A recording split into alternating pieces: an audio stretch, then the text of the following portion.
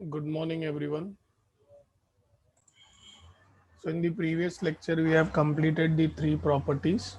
Now, I am beginning with property number four. Correct. We will go very slow and steady and we'll try to understand these properties. देखिए क्या दिया है इन्होंने. If each element of a row or column, तो और यहाँ पर कैसा रहेगा, एक्सक्लूसिव और रहेगा. एक्सक्लूसिव और मतलब या तो रो या तो column of a determinant is multiplied by a constant k. अगर कोई रो या कॉलम डिटर्मिनेंट के अगर मल्टीप्लाई किया गया है किसी कांस्टेंट के से. अभी कांस्टेंट बेटा कुछ भी हो सकता है. It can B A positive number, it can B A negative number, it can be a positive rational, a positive irrational, negative rational, it can be any given real number. कि जब ये कहते हैं ना बेटा कांस्टेंट, तो constant का मतलब ये कोई भी रियल नंबर हो सकता है. तो ये कह रहे हैं and the value of the new determinant is k times the original determinant, k times the original determinant. ठीक है, पहले तो मैं एक छोटा सा डिटर्मिनेंट जो है वो ले लेता हूं बेटा. ठीक है, फिर हम देखेंगे, हम इसको समझेंगे कि ये क्या बोलना चाहते हैं. तो सोचो मैंने एक डिटर्मिनेंट ले लिया डी. ठीक है, एंड दैट डिटर्मिनेंट इज से 0 1 4 2. ठीक है, ये एक डिटर्मिनेंट है. इन्होंने क्या बोला, अगर आप हर एक एलिमेंट जो किसी रो का है या किसी कॉलम का है, अगर आप उसे मल्टीप्लाई करते हैं कांस्टेंट से. ठीक है, तो सुशील जी मुझे कोई भी एक वैल्यू दीजिए कांस्टेंट की जो आपके मन में आ रही है अभी. के की मुझे कोई भी वैल्यू दीजिए, give me any value of constant. Okay, Sushil ji के मन में आया है 5. सुशील जी रो को मल्टीप्लाई करना चाहेंगे कि कॉलम को मल्टीप्लाई करना चाहेंगे. वुड लाइक टू मल्टीप्लाई रो. तो रो में भी सुशील जी कौन सा, पहला रो कि दूसरा रो बेटा, फर्स्ट रो की सेकेंड रो, सेकेंड रो. तो सुशील जी का कहना ये है कि भाई सर हम क्या करेंगे, ये जो डिटर्मिनेंट है, ठीक है, इस डिटर्मिनेंट में जो सेकेंड रो है इसे मैं 5 से मल्टीप्लाई कर दूंगा. तो 5 4 जार मिलेगा 20, 5 2 जार मिलेगा 10. तो हमें देखना है कि अभी इन दोनों के वैल्यूज में जो इन्होंने रिलेशन कहा है क्या वो ट्रू आता है क्या. ठीक है, चलो देखते हैं. इसका आंसर क्या आएगा बेटा, 0 - 4, यानी कि आंसर आया -4. ये देखिए क्या आएगा, 0 - 20, मतलब ये आया -20. क्या मैं इसे कह सकता हूँ, क्या मैं इस -20 को कह सकता हूँ इट इज 5 टाइम्स -4 बेटा. Can I say that everyone बेटा, can I say that it is nothing but -5, 5 times -4. अब जरा फिर से देखो, हम अब जरा फिर से समझो, इस सेंटेंस को फिर से पढ़ो. If each element of a row, या तो रो या तो कॉलम, ठीक है, अगर हम मल्टीप्लाई करते हैं किसी कांस्टेंट के से, यहाँ पर हमने वो कांस्टेंट के लिया था बेटा 5. ठीक है, तो क्या बोला, the value of the new determinant. तो ये इसको नाम दे देता हूँ से डी डैश. काफी लोग डी डैश नाम देते हैं, कुछ लोग D1 नाम देते हैं, कुछ लोग डी डबल डैश नाम देते हैं. वो आपके ऊपर है बेटा, आप कोई भी नाम दीजिए, फर्क नहीं पड़ता. आप D1 दे दीजिए, आप डी डैश दे दीजिए, it depends on you. Name में कुछ नहीं रखा है, कॉन्सेप्ट हमें समझना है. तो फिर बोला है the value of the new determinant, मतलब ये जो मेरा न्यू डिटर्मिनेंट है इट इज के टाइम्स. के टाइम्स मतलब क्या, जो आपने कांस्टेंट लिया है उतना टाइम्स जो ओरिजिनल डिटर्मिनेंट का वैल्यू है वो आएगा. तो ओरिजिनल डिटर्मिनेंट का वैल्यू 4 था, देखिए के 5 था तो 5 टाइम्स आया -4.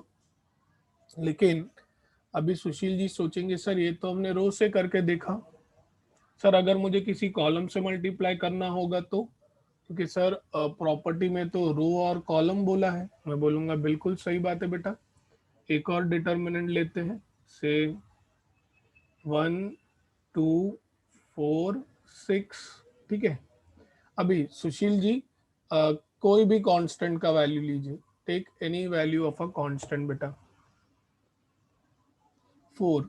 अब सुशील जी सॉरी, मतलब मैं आपको पहले ही बोल रहा हूँ, अभी आपको कॉलम से मल्टीप्लाई ही करना है क्योंकि रो वाला तो हो गया। तो आप फर्स्ट कॉलम से मल्टीप्लाई करेंगे कि सेकंड से? फर्स्ट से। तो सुशील जी अगर फर्स्ट है तो आप D1 नाम देना चाहोगे कि D डैश?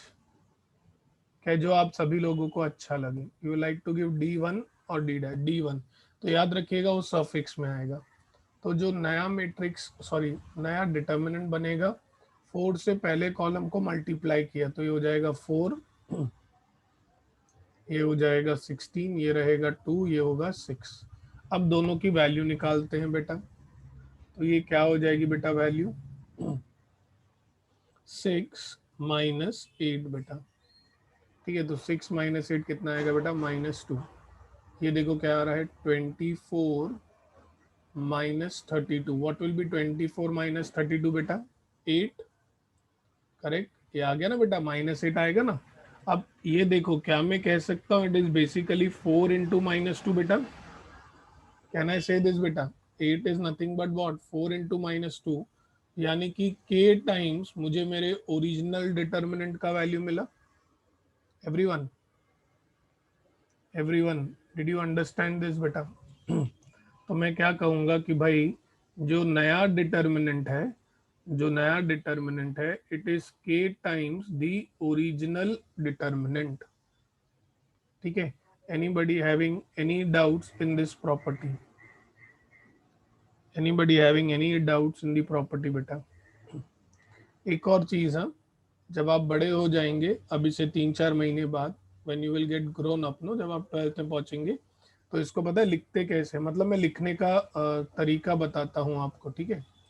लिखने का तरीका ये रहता है कि इट इज कॉल्ड, अभी सुशील जी ने क्या कहा कि सर फर्स्ट कॉलम को मल्टीप्लाई करना है, तो उसको ऐसे लिखा जाएगा दैट 4 टाइम्स कॉलम 1, ठीक है। It will be written as 4 times column 1, ठीक है। एनी डाउट्स टू एनीवन बेटा? Okay, Aditya is join now.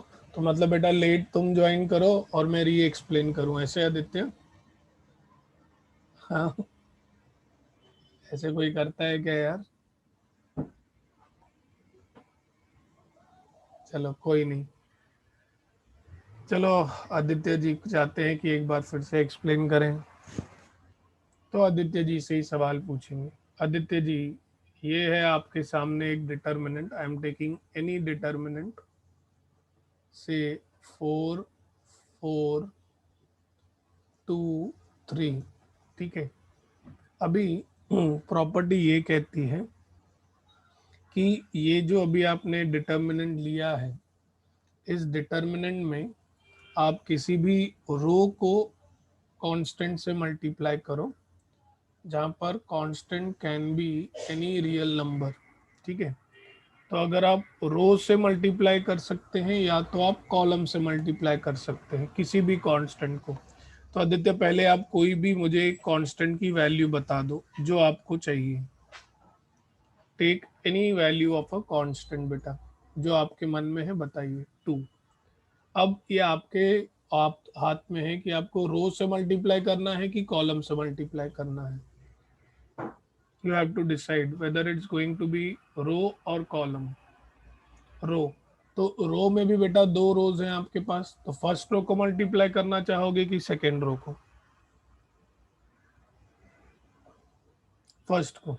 तो आपका जो नया डिटर्मिनेंट बनेगा, फर्स्ट रो को 2 से मल्टीप्लाई कर रहे हैं आप, तो ये हो जाएगा 8 8 फर्स्ट रो को, ठीक है। बाकी एलिमेंट सेम रहेंगे, करेक्ट। तो प्रॉपर्टी ये कहती है कि क्योंकि आपने 2 से मल्टीप्लाई किया, तो ओरिजिनल डिटर्मिनेंट और नए वाले डिटर्मिनेंट के बीच में जो रिलेशन आएगा वो होगा 2 times the value of the original determinant. फिर से कहता हूँ, क्या होगा वो? 2 times the value of the original determinant. देखते हैं, देखो करेंगे तो समझेगा। ये आया 12 माइनस 8 बेटा, तो 12 माइनस 8 आता है बेटा 4। अब ये देखो कितना आया, 24 माइनस 16, 24 माइनस 16 कितना आएगा बेटा 8। आदित्य क्या मैं ये नहीं कह सकता इट इज 2 टाइम्स 4 बेटा, यस और नो? यस। और इसे 2 टाइम्स ही क्यों लिखा आदित्य? क्योंकि वो कह रहे थे कि यार 2 टाइम्स ही आएगा। देखिए इट इज, रेड लाइन से अंडरलाइन के, it is k times the value of the original determinant, so that is the reason हम इसको क्या कहेंगे कि मेरा जो नया डिटर्मिनेंट है it is 2 times the value of the original determinant. In general, every time the new determinant will be the k times the original determinant. Do you all agree with this beta? Sushil ji ने 5 से multiply किया तो हमें वैसा मिला, फिर 4 से multiply किया तो वैसा मिला, फिर अभी आदित्य जी ने 2 से मल्टीप्लाई किया तो हमें उसके अकॉर्डिंगली मिला। तो इन जनरल में क्या कह सकता हूँ बेटा, जो भी नया डिटर्मिनेंट आएगा, what will be the new determinant, it is going to be what बेटा, K times the original determinant. और ये मैंने आपको नोटेशन बताया जो आपको आगे जब आप, मैंने कहा 2-3 महीने बाद बड़े हो जाएंगे तब ये आपको काम आएगा। ठीक है। अब सिमिलरली देखिए, जैसे सुशील जी ने इसमें 5 टाइम्स मल्टीप्लाई किया, किससे मल्टीप्लाई किया था सुशील जी ने? रो 2 से। तो इसको कैसे लिखते हैं सुशील जी? 5 टाइम्स रो 2। मतलब ये लिखने का तरीका बता रहा हूँ मैं आपको। इधर इन्होंने रो 1 को मल्टीप्लाई किया तो it will be 2 times row 1। ठीक है, तो this is going to help us out, right? फिलहाल हम लोग को इसकी जरूरत नहीं है, correct, but I am just telling you in advance कि ऐसा कुछ आप देखने वाले हैं आगे चल के। ठीक है।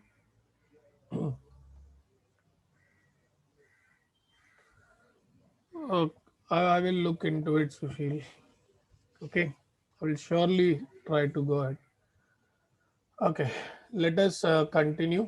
Anybody having any doubts in this property number 4, beta?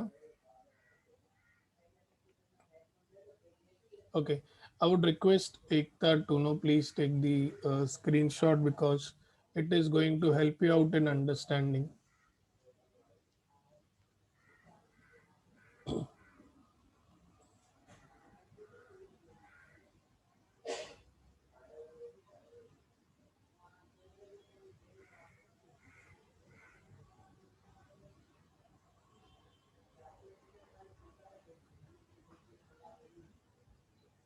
Okay, beta?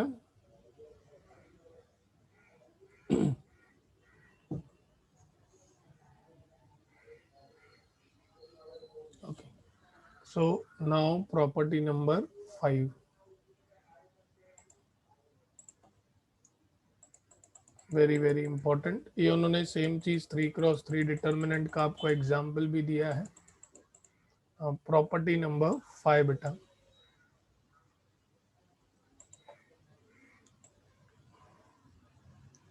Next property 5, if each element of a row और कॉलम, अगेन और जो है यहाँ पर एक्सक्लूसिव टाइप का और है, it is not an inclusive type of और। ठीक है, एक्सक्लूसिव और मतलब या तो रो या तो कॉलम। So, क्या बोला है? If each element of a row और column is expressed as sum of two numbers. Sum of two numbers मतलब समझता है ए प्लस बी फॉर्मेट। जब आपको सम ऑफ टू नंबर्स बोला जाए तो सम ऑफ टू नंबर्स मतलब क्या होता है? It is in the form of a plus b. बोला है then determinants can be expressed as the sum of two determinants. ठीक है भाई, अगर ऐसा है तो डिटर्मिनेंट्स जो है वो कैसे लिख सकते हैं हम? As the sum of two determinants. अब ये बहुत इजी है, करेक्ट, आप खुद देख सकते हैं इस केस में। यहाँ पर बेटा, यहाँ पर आपको एग्जाम्पल के थ्रू ही हो जाएगा। यहाँ पर आपको जो डिटर्मिनेंट में ये रो है, पहला रो, इसमें देखिए उन्होंने क्या दिया है, करेक्ट, एक रो ऐसा है जहाँ पर आपको सम ऑफ टू वैल्यूज दिए हैं। तो प्रॉपर्टी ये कहती है आप इसे दो अलग अलग डिटर्मिनेंट में लिख सकते हैं, जिसमें पहले डिटर्मिनेंट में A1, B1 और C1 रहेगा, ठीक है, और दूसरे डिटर्मिनेंट में X1, Y1 और Z1 रहेगा। देखिए फर्स्ट डिटर्मिनेंट में A1, B1, C1, सेकेंड में X1, Y1, Z1, करेक्ट। सो यही दिया है, if each element of a row or column is expressed as what, sum of two numbers, then determinants can be expressed as the sum of two determinants। ठीक है, इसको थोड़ा और एक बार देखते हैं, लेट अस सी वन मोर टाइम। नेक्स्ट बेटा देखिए ध्यान से, बहुत ध्यान से बेटा। इनका कहने का मतलब ये है कि सोचो फॉर एग्जाम्पल मुझे कोई डिटर्मिनेंट दिया गया है A+B X1 Y1 C+D X2 Y2 E+F X3 Y3। तो मेरा जो डिटर्मिनेंट है उसमें एक ऐसा रो या तो फिर एक ऐसा कॉलम होना चाहिए जो कि ऐसे एडिशन में हो, और अगर ऐसा है तो आप इसे एक्सप्रेस कर सकते हैं as the sum of two determinants. मतलब पहले डिटर्मिनेंट में आएगा AX1Y1 CX2Y2 EX3Y3, ठीक है, प्लस ये हो जाएगा CX1Y1, सॉरी सॉरी सी नहीं, क्या आएगा इधर, BX1Y1, फिर DX2Y2 और फिर FX3Y3, correct. So this is how they are. हाँ कॉलम में हो तो कॉलम में भी हो सकता है ना बेटा, ये देखो कॉलम में अगर आपको कॉलम आ जाए ऐसे A+1 B+2 एंड से C+1, इधर है आपके पास 2 2 4 4 5 5। तो अब मेरे पास ऐसा एक कॉलम आ गया है, ठीक है, which is expressed as what, the sum of two. तो मैं इसे फिर अगेन स्प्लिट करूंगा as the sum of two determinants. मतलब पहले डिटर्मिनेंट में आएगा A B C, बाकी एलिमेंट्स सेम 2 2 4 4 5 5, और प्लस में इधर आ जाएगा 1 2 1 2 2 4 4 5 5, correct. This is what the property 5 says, ठीक है। एनीबडी हैविंग एनी डाउट्स बेटा in property number 5? Anybody having any doubts in property number 5?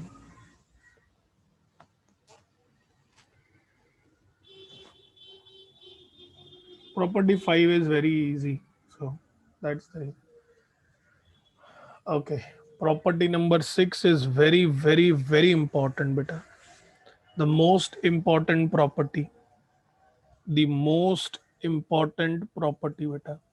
और इसके इतने ग्रेजुअली अगर आप देखेंगे, ये प्रॉपर्टी जिन बच्चों को समझ गई ना, तो ट्वेल्थ में सिर्फ आपको एक अल्गोरिदम करना है और आपका मेजर 4 मार्क्स वाले क्वेश्चंस कवर हो जाते हैं, correct. It is that important property number 6।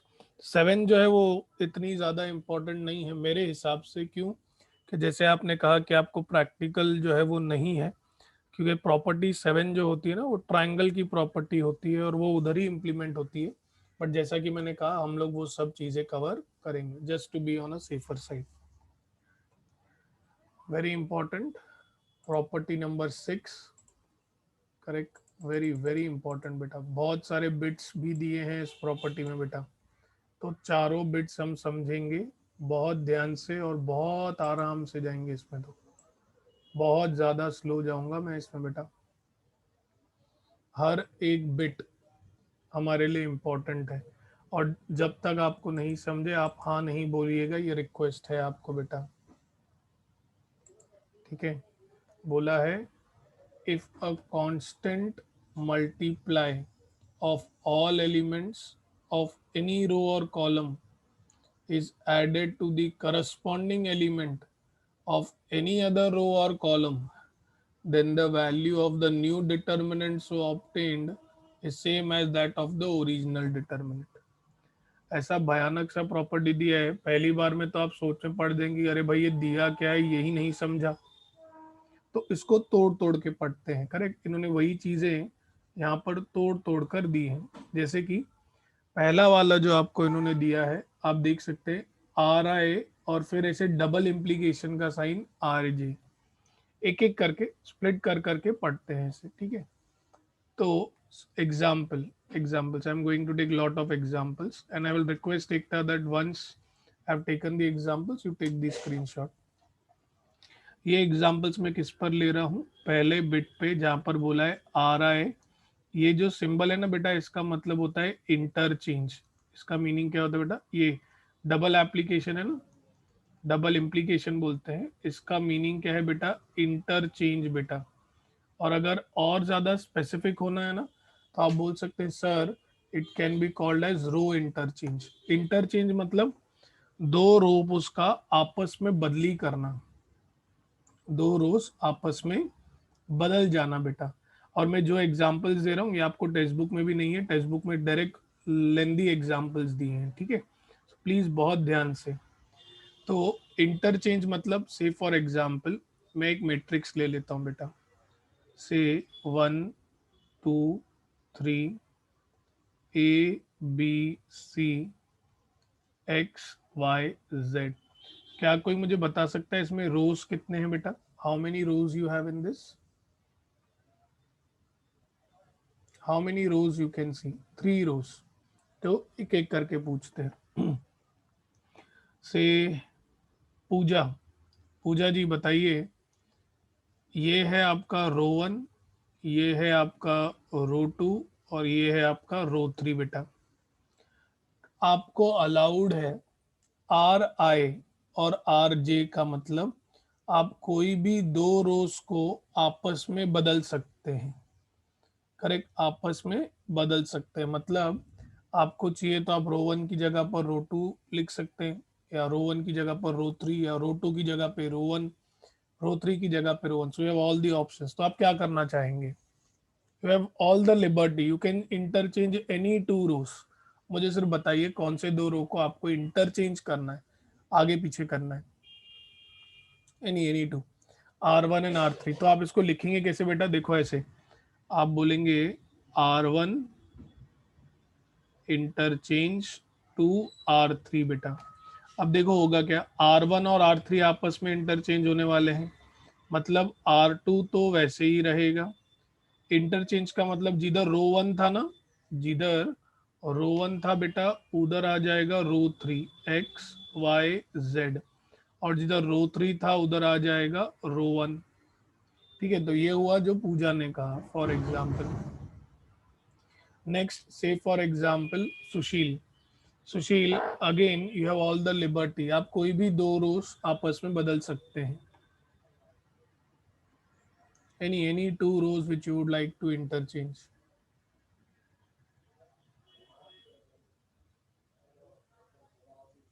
R3 and R2। तो ध्यान से बेटा, अब मैं ध्यान रखिएगा बहुत ज्यादा, ठीक है। मैं हर ऑपरेशन जो करूंगा ना बेटा, अभी ये मेरा ओरिजिनल डिटर्मिनेंट था, इसमें ये चेंज आ गया, ठीक है। अब जो मैं आगे बढ़ रहा हूँ मैं इसके ऊपर ऑपरेशन परफॉर्म कर रहा हूँ, और इसके ऊपर क्या ऑपरेशन परफॉर्म कर रहा हूँ, R3 इंटरचेंज टू R2, ठीक है। तो अब आपको ये वाला मैट्रिक्स लेना है, तो ऑपरेशन R3 R2 पर होगा बेटा, तो R1 तो वैसे ही रहेगा। अभी R3 इंटरचेंज टू R2 मतलब R3 की जगह पर R2, R2 की जगह पर R3, तो ये क्या हो जाएगा 1 2 3 A B C, correct. Okay, next से रितिका, करेक्ट। आप भी कोई अगर ऑपरेशन परफॉर्म करना चाहें आप कर सकते हैं, any operation which you would like to go ahead.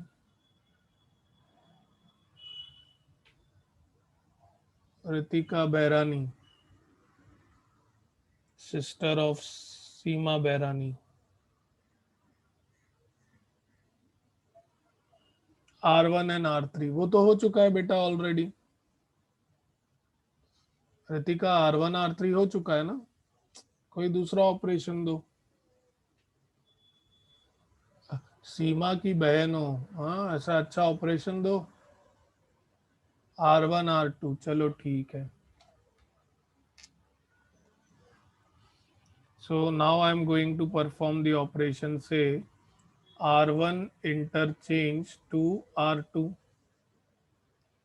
तो क्या होगा R1 R2, तो ये तीसरा जो है ABC ये वैसे ही रहेगा, ये हो जाएगा 1 2 3, ये हो जाएगा XYZ। ठीक है, अभी जैसे हमने रोज पर ऑपरेशन किए हैं, the same thing is valid for columns also. आप कोई भी दो कॉलम्स को भी इंटरचेंज कर सकते हैं। You can surely interchange two columns. ठीक है, तो कॉलम्स भी हमारे पास हैं तीन, C1 C2 C3। तो सुशील बताइए कौन से दो कॉलम्स को आप इंटरचेंज करना चाहेंगे, विच टू कॉलम्स। तो मैं इधर फिर से एक दूसरा मैट्रिक्स ले लेता हूँ। Let me take another matrix से XYZ PQR, करेक्ट, MNS। ठीक है, now I am talking about columns बेटा, कॉलम्स कि अगर दो कॉलम्स को इंटरचेंज किया जाए CI एंड CJ, तो एक पर्सन कह रहे हैं, सुशील कह रहा है सर C2 और C1 को इंटरचेंज कीजिए। तो C2 और C1 को अगर बेटा इंटरचेंज करूंगा तो देखो C3 को तो कोई भी फर्क नहीं पड़ने वाला, वो ऐसे ही रहेगा। Interchange is going to be between C1 and C2। तो इधर आ जाएगा YQNXPN। ठीक है, नेक्स्ट जय बताएगा, जय इज प्रेजेंट, इज जय प्रेजेंट बेटा। ओके जय, you have all the opportunity, you can interchange any two columns बेटा। तो कौन से दो कॉलम्स आप इंटरचेंज करना चाहेंगे, which two columns you would like to interchange बेटा।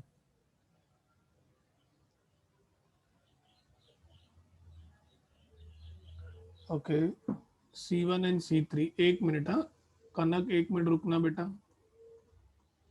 Sir can we interchange same rows और कॉलम्स लाइक R1 एंड, मुझे बताइए कनक, आपको अगर सेम रो मतलब कोई रो या कोई कॉलम खुद से ही इंटरचेंज करना है तो आपको लगता है कुछ इम्पैक्ट आएगा, करेक्ट। जैसे कि फॉर एग्जांपल आप बोलेंगे C1 इंटरचेंज विद C1, तो देर इज नो इम्पैक्ट। ठीक है, और हम ये कब करते हैं बेटा, हम ये कब करते हैं, when when we want some changes.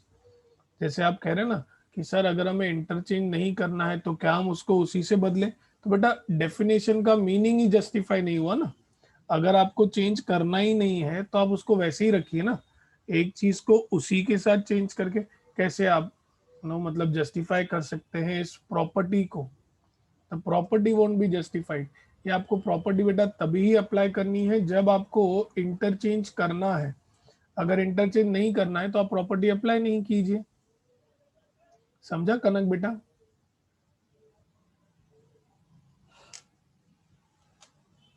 Is it understandable कनक बेटा। ओके, तो इधर M है बेटा। ठीक है, थैंक यू विधि। ओके, अभी जय ने कहा है sir C1 interchange with C3। ठीक है, C1 और C3 को हम इंटरचेंज करेंगे। अब क्योंकि हम C1 C3 को इंटरचेंज करेंगे तो C2 तो वैसे ही रहेगा। C1 C3 को इंटरचेंज करो तो इधर आ जाएगा ZRS, इधर आ जाएगा YQM। ठीक है, नेक्स्ट आदित्य। आदित्य, आपको एक ऑपरेशन बताना है दो कॉलम्स को इंटरचेंज करने का। Give me any such operation where you would like to interchange the two columns बेटा। कोई भी दो कॉलम्स को आपको इंटरचेंज करना है। आदित्य जल्दी बताइए बेटा। C2 C3, तो आप C2 को इंटरचेंज करना चाहते हैं C3 के साथ, ठीक है। तो बेटा ऑपरेशन होगा C2 C3 पर, तो मैं C1 को तो वैसे ही रखूंगा, ठीक है। अब ये दोनों आपस में बदल जाएंगे, तो इधर आएगा YQM, इधर आएगा XPN, ठीक है। So any doubts to anyone in the first two bits of understanding interchanging rows, interchanging columns बेटा। नहीं नहीं नहीं, it is not compulsory Vidhi, मैं सिर्फ मीनिंग समझा रहा हूं आपको, ठीक है। I am just explaining you the meaning बेटा, ठीक है। I am just explaining meaning. आपको सारे रो सारे कॉलम्स इंटरचेंज कभी भी नहीं करने होते। क्या है, अगर मैं सिर्फ आपको एक ही ऑपरेशन करके बताऊंगा तो हो सकता है आपको डाउट आए, ठीक है। तो that is the reason. It is just illustration, Vidhi. It is just an illustration. So I hope you know the difference between illustration, examples, and everything. So I have illustrated you with the help of an example, beta. हाँ, फिर तो कनक interchange करने की जरूरत ही नहीं है ना। अगर दो रो और दो कॉलम तुम्हें सेम आ जाते हैं तो डिटर्मिनेंट का वैल्यू जो है वो तो आपको पता ही है क्या आता है, ठीक है। So Ekta, please take the screenshot so that I can explain you the next two bits.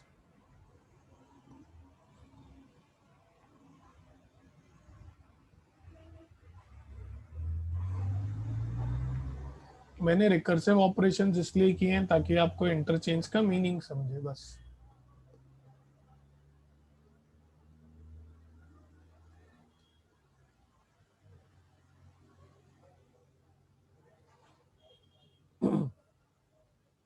Is it done बेटा?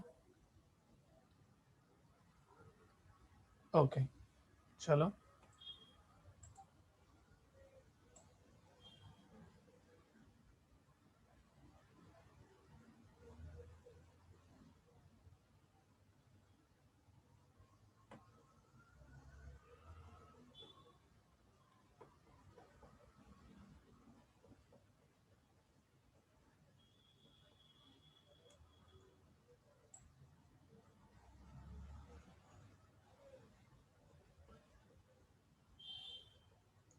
नाउ नेक्स्ट देखिए प्रॉपर्टी की मीनिंग क्या आती है।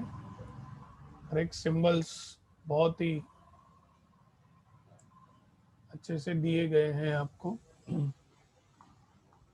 So the third bit says कि आप रो के ऊपर, ये सिंगल एरो आ गया, ठीक है बेटा। थर्ड बिट में देखो सिंगल एरो है, के टाइम्स एनी रो, मतलब आप किसी भी रो को कांस्टेंट से मल्टीप्लाई कर सकते हैं। तो अब हम थर्ड बिट को समझने की कोशिश करेंगे, जहां पर इन्होंने बोला है कि अगर आपको ऑपरेशन परफॉर्म करना है तो आप किसी भी रो को कांस्टेंट से मल्टीप्लाई कर सकते हैं। अब देखो उन्होंने दोनों जगहों पर आर आई दिया है, ठीक है, आर जे नहीं दिया है। मतलब ऐसे नहीं कि रो को किसी दूसरे रो से इंटरचेंज करना है, नहीं। इसका मतलब ये होता है कि किसी रो को अगर आपको कांस्टेंट से मल्टीप्लाई करना है तो आप कैसे कर सकते हैं, ठीक है। देखो दिया इधर, it means multiplying ith row या तो कॉलम बाय कांस्टेंट के। It is just basic meaning is multiplying, ठीक है। तो let me take the determinant 1 2 3 2 4 6 3 6 9, ठीक है। ओके, से फॉर एग्जाम्पल विधि कहती है सर मुझे रो टू को रो वन को टू से मल्टीप्लाई करना है। तो मैं बोलूंगा यार बिल्कुल करो, बिल्कुल करो। तो लिखेंगी कैसे भाई? रो टू को ऑपरेट करना है और रो टू पर ऑपरेशन, ये सिंगल एरो मतलब सिंगल एरो के जो लेफ्ट साइड है इसका मतलब ये होगा कि ऑपरेशन किधर हो रहा है, और राइट साइड मतलब क्या ऑपरेशन हो रहा है, what is the operation. So operation क्या है? टू टाइम्स, सॉरी रो वन बोला ना इन्होंने, टू टाइम्स रो वन, टू टाइम्स रो वन मतलब रो वन के हर एक एलिमेंट को टू से मल्टीप्लाई करो। तो रो वन के हर एक एलिमेंट को टू से मल्टीप्लाई करेंगे, क्या मिलेगा, 2 4 6। बाकी एलिमेंट जो है वो सेम रहेंगे, 2 4 6 3 6 9। अब से फॉर एग्जाम्पल से एकता सोचती है, सर सर क्या हम डिवाइड कर सकते हैं? बिल्कुल। डिवाइड मतलब क्या, मैं कह सकता हूं भाई multiplying by one by any constant, right, multiplying by one by constant. से फॉर एग्जांपल एकता जी कहती है, सर मुझे रो टू पर ऑपरेशन करना है, ठीक है, और रो टू पर मुझे ऑपरेशन करना है 1/2 टाइम्स रो टू। इधर मैंने गड़बड़ कर दी बेटा, इधर रो वन आएगा, रो वन पे ऑपरेशन कर रहे हैं ना, ठीक है। एकता जी कहती है सर रो टू पर ऑपरेशन करना है बट 1/2 टाइम्स रो टू। तो मैं बोलूंगा ठीक है भाई, आपको रो टू पर ऑपरेशन करना है तो रो वन रो थ्री सेम रहेगा, ठीक है। रो टू पर ऑपरेशन करना है तो ये क्या आएगा, 2/2 यानी कि 1, 4/2 यानी कि 2, 3/2 यानी कि 6, ठीक है। केयरफुली बेटा। अब यही नहीं, से फॉर एग्जाम्पल सेम चीज वैलिड है आपके कॉलम्स के लिए भी बेटा, कि अगर आपको किसी कॉलम को मल्टीप्लाई करना है किसी कांस्टेंट से तो आप वो भी कर सकते हैं। से फॉर एग्जाम्पल 3 6 9 7 14 21, करेक्ट, 5 10 15, करेक्ट। सो अगर मैं आपको कहूँ फॉर एग्जाम्पल दिशा दिशा कहती है सर मुझे कॉलम वन को मल्टीप्लाई करना है, नहीं नहीं, you cannot use the variable Vidhi, is any variable involve over here, so you need to give the justification, like if you are saying x by 2 then you need to give the justification that x, first of all it should be a non-zero number, second of all what x represents, it is not like we are generalizing the things, we are interpreting the things। 10th standard है बेटा, ये जो अभी हम कर रहे हैं क्या है, इंटरप्रिटेशन है ना, मैं इसका मीनिंग आपको समझा रहा हूं और फिर इसको एक्सप्लेन कर रहा हूं आपको by taking an example. I think you all know the difference between example, illustration, interpretation. तो आप कभी भी ऐसे जनरल x/2 नहीं बोल सकते, आपको पहले x का मीनिंग समझाना पड़ेगा। और दूसरी चीज बेटा याद रखना, जब भी आप कांस्टेंट की बात करते हैं और अगर आप वेरिएबल यूज कर रहे हैं तो आपको जस्टिफाई करना पड़ता है कि जो वेरिएबल है बेटा वो नॉन जीरो वेरिएबल है, करेक्ट, आपको लिखना पड़ेगा वो, तो नहीं वैसा नहीं रहेगा, सही नहीं रहेगा विधि, ठीक है। Next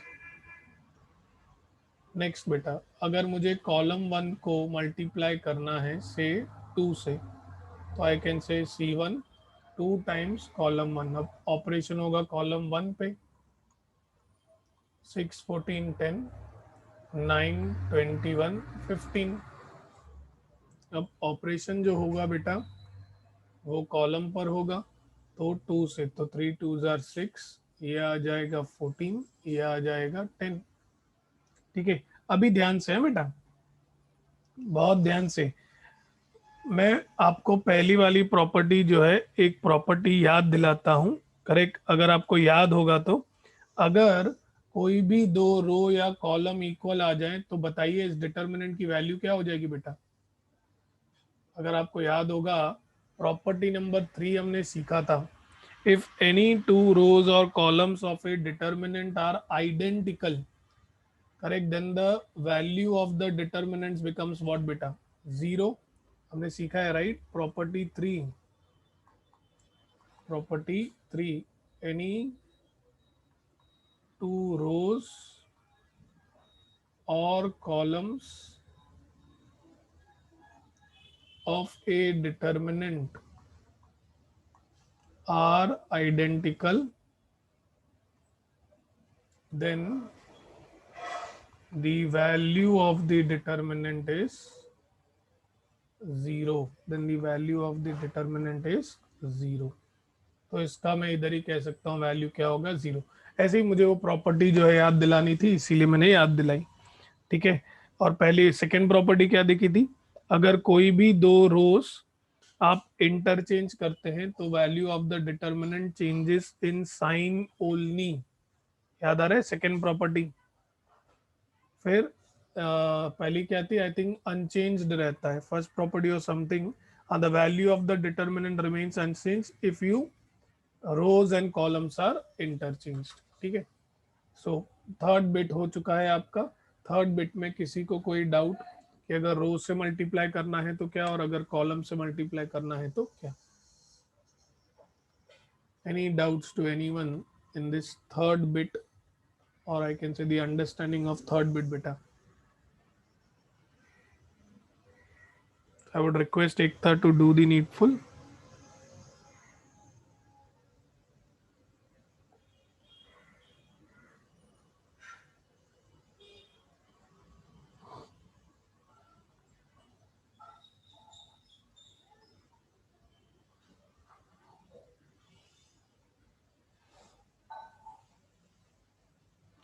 Okay, so let us now go ahead for the next property.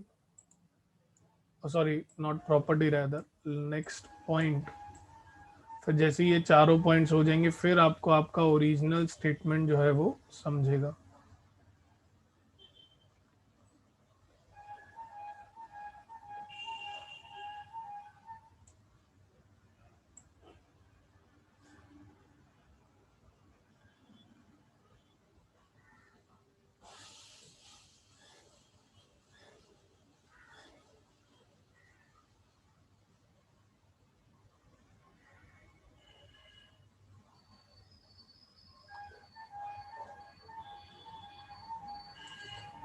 So let us go for the last bit beta। Last bit, अब देखो its composition of the two.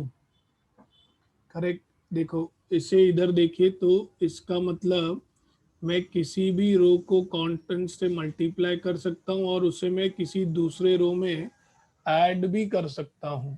That is the meaning of this property. ठीक है, तो let us start with this, से 1 2 3 0 1 0 1 1 2, ये एक determinant है।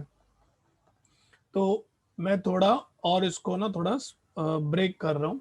पहले मैं आपको बेसिक बताता हूँ भाई, अगर मुझे दो रोज ऐड करने हैं, से R1 पर मुझे ऑपरेशन करना है R1 प्लस R2। करेक्ट, तो मैंने जैसे कहा लेफ्ट साइड क्या होगा, किस पर ऑपरेशन हो रहा है, राइट साइड क्या ऑपरेशन हो रहा है। तो R1 पर ऑपरेशन हो रहा है तो आप R2 को बेटा सेम रख दो जैसा है। अब ऑपरेशन हो क्या रहा है, रो 1 प्लस रो 2, तो करस्पॉन्डिंग एलिमेंट्स 1 प्लस 0 कितना आएगा बेटा, 1 प्लस 0 कितना आएगा बेटा, what will be 1 plus 0 1। 2 plus 1 कितना आएगा बेटा, 2 प्लस 1 कितना आएगा बेटा 3। 3 प्लस 0 कितना आएगा बेटा 0।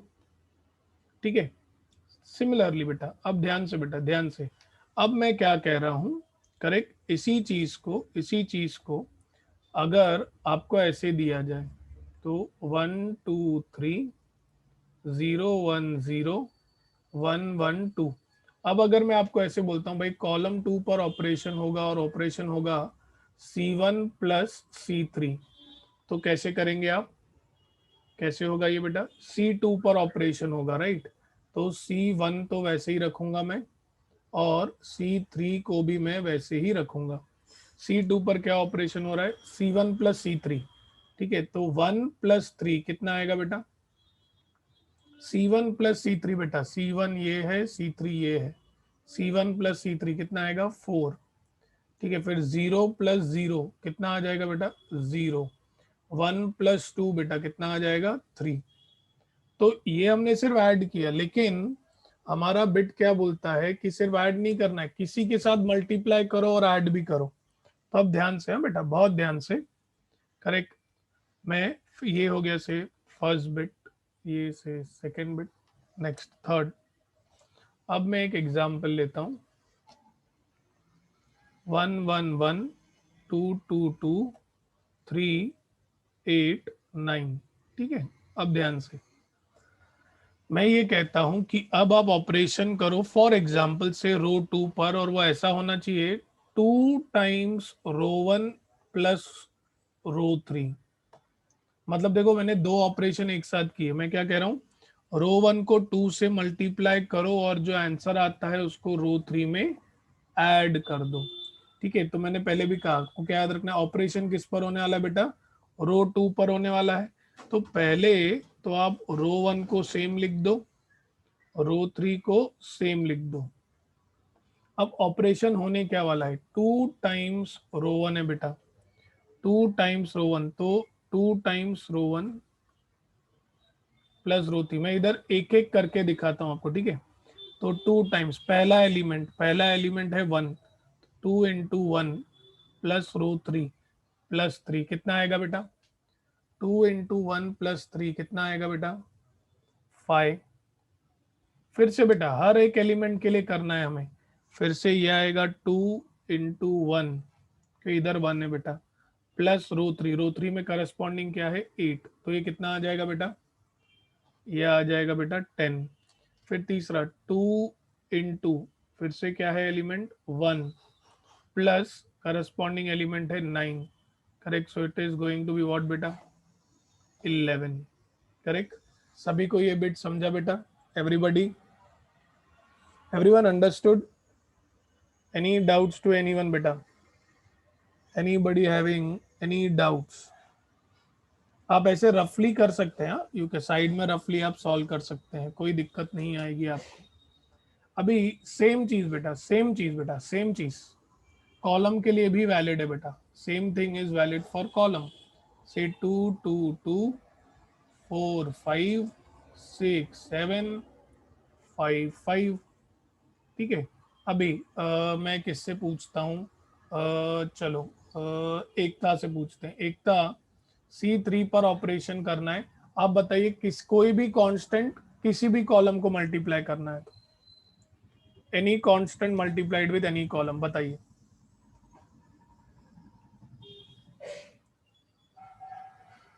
कोई भी कांस्टेंट किसी भी कॉलम से मल्टीप्लाई करना है, बताइए किससे करेंगे, C1 पर। ठीक है, किससे मल्टीप्लाई करना चाहोगे आप, कोई भी कांस्टेंट से, नहीं नहीं जो आप बोलो बेटा, जल्दी जल्दी जल्दी, एनी गिवन कांस्टेंट। अरे बाप रे, बोल रहा हूँ बताओ तो बोलते हैं सर, टेक एनी। चलो एकता में कितने लेटर्स आते हैं, 4, तो 4 ले लेता हूँ, 4 टाइम्स C1। ठीक है, इसको आप किसी भी कॉलम से ऐड करना है। ठीक है, तो कितने, कौन से कॉलम से ऐड करना चाहोगे, C1 C2 की C3 बेटा, and add with any column beta, which column you would like to add here, C2। ठीक है, तो अब ध्यान से देखिए, अब ऑपरेशन किस पर होने वाला है बेटा, C3 पर होने वाला है। ठीक है, तो मैं C1 और C2 इनको सेम रख दूंगा। ठीक है, C3 पर ऑपरेशन होगा और क्या होगा वो, 4 टाइम्स C1 प्लस C2, तो 4 टाइम्स C1, तो ये है C1 प्लस C2 यानी कि 2, 4 2s आर 8, 8 प्लस 2 कितना आ जाएगा बेटा यहाँ पर 10। फर्स्ट वैल्यू में किसी को कोई डाउट बेटा,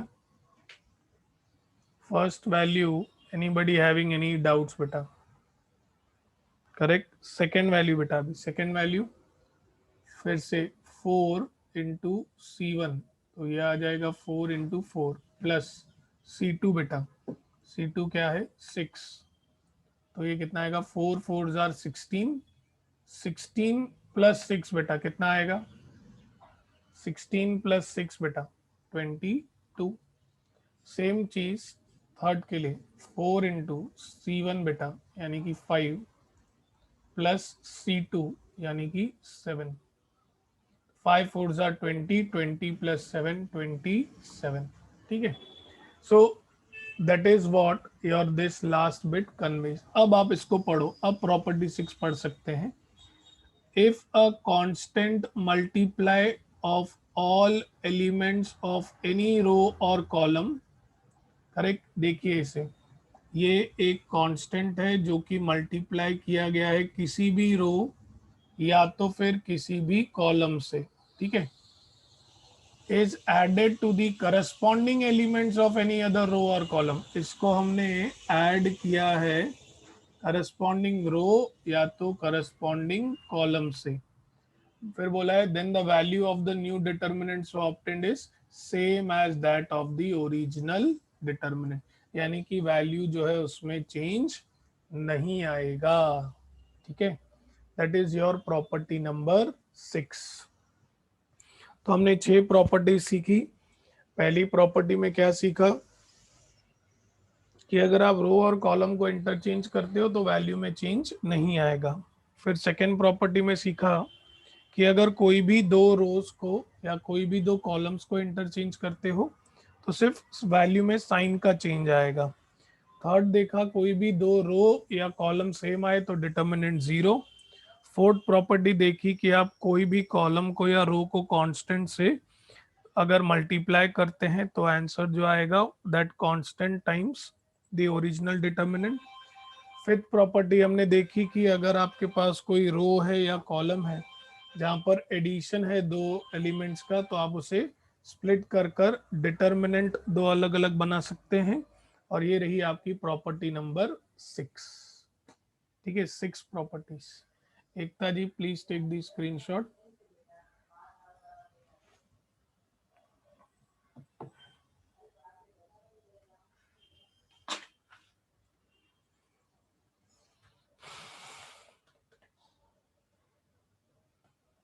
तो आप सभी को ये प्रॉपर्टीज कम से कम 2 बार लिखनी है घर पर, और अगर कोई भी डाउट्स आता है तो आपको पूछना है।